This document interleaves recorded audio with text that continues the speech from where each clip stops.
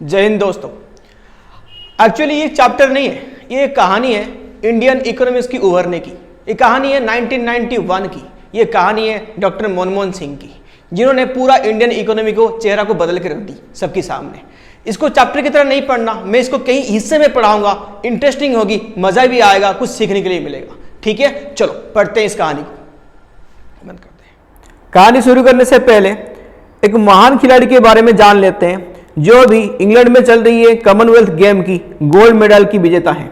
नाम क्या है इनका? चानू मीराबाई। चानू मीराबाई इनकी नाम है। चानू मीराबाई इनकी नाम है। इनकी जन्म हुई थी इंपाल में, जो कि हमारा मणिपुर है, सेवन सिस्टर के नाम से जानते हैं हम, one of the state in the seven sister states. Manipur में, इंपाल में इनकी जन्म हुई थी 8 अगस्त 1994 में, यानी उनको 27 साल हो गई। इन्होंने अभी ये पहला इनकी मेडल नहीं है, इससे पहले 2020 में टोक्यो ओलंपिक में इन्होंने सिल्वर मेडल भी जीती थी। ठीक है, देख लिया होगा कौन सी गेम में? वेट लिफ्टिंग में। ठीक है, कौन सी गेम में? वेट लिफ्टिंग में। पद्मश्री अवार्ड मिला है इनको। मेजर ध्यानचंद खेल रत्न अवार्ड मिला इनको। ध्यानचंद खेल रत्न अवार्ड मिला इनको फॉर वेट लिफ्टिंग। इनकी जो मेडल की लिस्ट और भी लंबी है, वो उसको डिस्कस करेंगे तो हमारा टॉपिक खत्म नहीं होगा। कोई नहीं, इनके बारे में थोड़ा सा इंफॉर्मेशन तो जान लो। अब ये कितना इंस्पिरेशनल है, इनकी कहानी है, सुनो। 12 साल की एज में, ये वाला पिक्चर देख रहा होगा, ये कोई अच्छी बैकग्राउंड नहीं है, बहुत मतलब देखो स्ट्रगलिंग बैकग्राउंड है इनकी। ये मैंने, इनकी तो फोटो नहीं है, ये मैंने तो कटआउट किसी और का लगाया। ये 12 साल की एज में कि ह्यूज बंडल ऑफ जो फायरवुड होते ही अपने घर में लेके आते थे। इससे इनकी ताकत की अंदाजा लगाया इन्होंने बड़े वाले भाई ने। फिर इनको ट्रेनिंग सेंटर में दाखिला करवाया, तब जाके आज ये कहां पहुंचे। देखो ये जो सफर है, ये सच में वाकई की मोटिवेशन तुम्हारे लिए, यूथ के लिए वो कितने बड़े मोटिवेशन है। इन्हें कितनी हार्डवर्क करके यहां पे पहुंच गए और आज देश की कितनी बड़ी गर्व बन गए, देश की नाम रोशन कर लिए। हम बात कर रहे थे 1991 की क्राइसिस के बारे में। एक्चुअली कहानी यहां से नहीं लिखी गई, जब 19 पॉलिसी बनेगी वहां से लिखी गई इनकी कहानी। पॉलिसी कौन थी? Inward looking strategy. Inward looking strategy, यानी ये जो पॉलिसी बनी थी उस टाइम पे, ये एक्चुअली डर के मारे बना गया था ये पॉलिसी।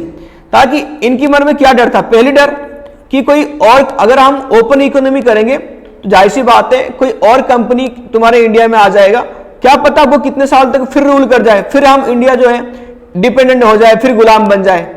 ठीक है, ये डर की मारे हमने क्या किया था? इकोनॉमी को क्लोज किया था, जिसको हम बोलते हैं इनवर्ड लुकिंग स्ट्रेटेजी। ठीक है, इसको फॉलो किए थे। बट हुआ क्या? देखो इनकी पूरा स्टेप जिसकी वजह से हमने एनईपी लेके आए। एनईपी कौन लेके आए? एनईपी देखो उस टाइम पे पीवी नरसिम्हा राव उस टाइम पे हमारा प्राइम मिनिस्टर थे, और डॉक्टर मनमोहन सिंह, जिसकी बदलो सब कुछ है, डॉक्टर मनमोहन सिंह तुम्हारा प्राइम मिनिस्टर भी रह चुके हैं ये मनमोहन सिंह। ये जो प्लानिंग लेके आए न्यू इकोनॉमी पॉलिसीज को हम बोलते हैं एलपीजी की फॉर्म में, liberalisation, privatisation and globalisation, LPG की फॉर्म में। उसी को हम डिस्कस करने वाले हैं। पहले सुन लो ये लेके क्यों आए। ये जो 1950 से लेके 1991, ये जो 40 ईयर की गैप में हुआ क्या? एक्चुअली में हमने क्या प्लान किया था, एक्चुअली में इसकी रिजल्ट क्या निकला? देखो,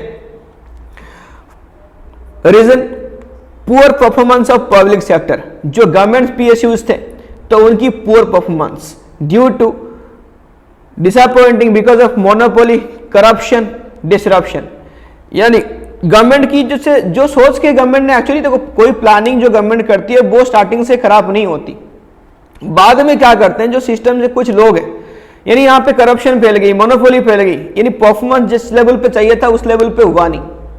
second, deficit in BOP, balance of payment में डेफिसिट हो गई। ये किसकी बीच में रिलेशनशिप शो करती है? कमेंट में बताओगे क्या? मैं बताता हूं, सुनो।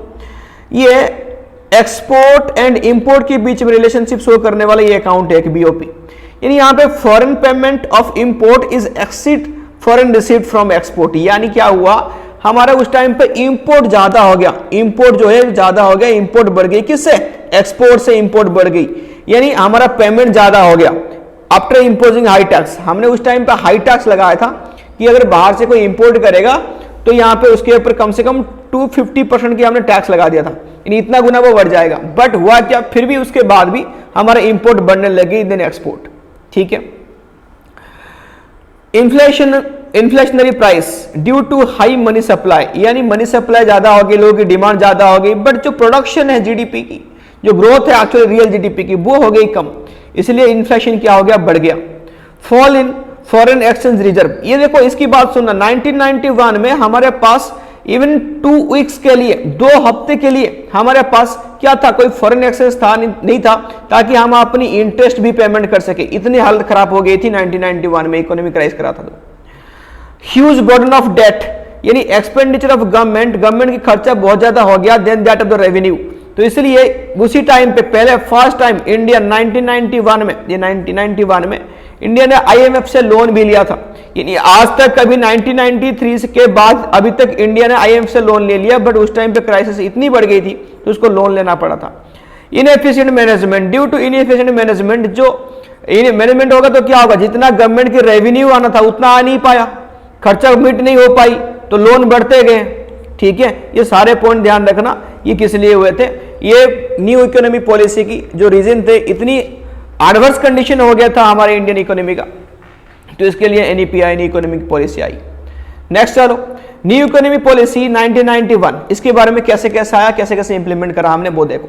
इसकी पहले 2 टाइप में डिवाइड कर दो, क्या हुआ, ये स्टेबलाइजेशन मेजर और ये स्ट्रक्चरल रिफॉर्म। यानी हुआ क्या, फॉर एग्जांपल इकोनॉमी पहले नीचे जा रही है खत्म होने के लिए, पहले इसको क्या करो, स्टेबल कर दो। यानी ऐसा नहीं, कोई अगर मान ले कोई भाग रहा है इंसान, तो उसको पानी पीने थोड़ा सा तो रुकेगा, तो और फिर पानी पिएगा। तो यहाँ पे क्या हुआ भाई, इकोनॉमी को हमने क्या पहले ट्राई करा कि स्टेबल हो जाए, स्टेबल करेंगे, फिर क्या करेंगे उसमें, फिर स्ट्रक्चरल रिफॉर्म डालेंगे, अच्छा इसमें ये चेंज करनी है, इसमें वो चेंज करनी है, फिर चेंजेस वगैरह इसमें लाएंगे, पहले स्टेबिलिटी करेंगे। कैसे करेंगे स्टेबिलिटी, पहले आया देखो स्टेबिलिटी जो था वो शॉर्ट टर्म मेजरमेंट था। कैसे था measurement, correcting the weakness of BOP and controlling inflation, controlling क्या लिखा, इन्फ्लेशन। यानी पहले हमने क्या करनी है कि जो इन्फ्लेशन बढ़ती हुई रेट है, इकोनॉमी हमारा नीचे जा रही है, पैसे की वैल्यू कम हो रही है, जो बढ़ती हुई रेट है, पहले इसको स्टेबल करो। क्या करो, इसको स्टेबल करो। उसके बाद फिर क्या आ जाएगा, फिर लॉन्ग टर्म मेजरमेंट लो, क्या क्या नया चेंजेस लेके आएंगे, improving the efficiency of economy और इंक्रीजिंग द कंपटीशन। यानी बाद में फिर क्या करें, हमने क्या क्या रिफॉर्म लेके आए वही हम पढ़ेंगे। तो 2 पार्ट में डिवाइड कर दिया हमने, पहले इसको स्टेबलाइज किए थे, बिल्कुल इकोनॉमी बिल्कुल स्टेबल था, यानी इन्फ्लेशन बढ़ी जा रही थी, पहले इसको कंट्रोल किया, फिर बाद में कुछ नया चेंजेस लेके आए। वो क्या चेंजेस है, अभी हम आगे आने वाले टॉपिक में पढ़ेंगे। देखो भाई कैसे, देखो लिबरलाइजेशन, पहले क्या आ गया, लिबरलाइजेशन। एक्चुअली मीनिंग क्या है लिबरलाइजेशन, यानी एक रिलैक्सेशन दिया गया।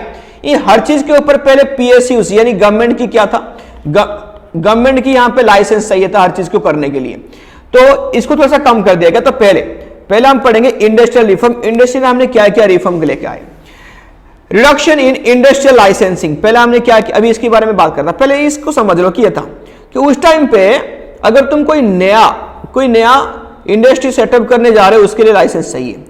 अगर तुम एग्जिस्टिंग इंडस्ट्री की कोई न्यू ब्रांच खोलना चाहते हो, उसके लिए भी लाइसेंस चाहिए। अगर तुम जो प्रोडक्ट बना रहे हो उसके अलावा कुछ और प्रोडक्ट तुमने यहाँ पे बनाए, यानी न्यू प्रोडक्ट तुमने बनाया, यहाँ पे डाइवर्सिफिकेशन किया अपने प्रोडक्ट को, तो उसके लिए भी लाइसेंस चाहिए। तो इसको क्या कर दिया गया, रिडक्शन कर दिया गया, नहीं इस सब के लिए नहीं चाहिए। No licence are needed to the except certain industry, कुछ इंडस्ट्री को लाइसेंसिंग हटा दिया गया। मैं यहाँ पे बोल देता हूँ कितने इंडस्ट्री को लाइसेंसिंग हटा दिया गया। पहले 18 इंडस्ट्री हुआ करता था, फिर बाद में इसको क्या कर दिया, 5 इंडस्ट्री में कन्वर्ट कर दिया गया। यानी अभी के लिए 5 इंडस्ट्री के लिए बस लाइसेंस चाहिए, बाकी नहीं चाहिए। फॉर एग्जांपल मैं कुछ डाल देता हूं, अल्कोहल इंडस्ट्री, लिकर वाली, एक्सप्लोसिव गुड्स बनाने वाली, केमिकल बनाने वाली, ठीक है, इन सब कुछ गुड्स के लिए।